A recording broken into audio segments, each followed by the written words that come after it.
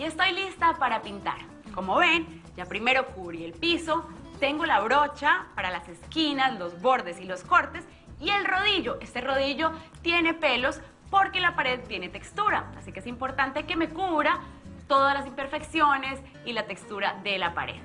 La pared actual tiene un terminado satinado, lo cual no me gusta mucho porque refleja la luz. Por eso elegí un terminado mate para que no se vean tanto las imperfecciones ni la luz. El color es amarillo porque será mi pared acento. Eso significa que esta pared tendrá color y lo demás será blanco.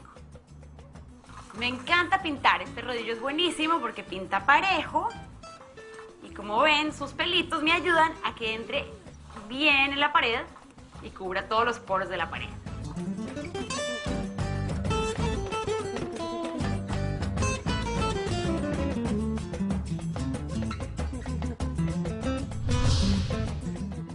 Antes de usar el rodillo, tienes que hacer los cortes con una brocha.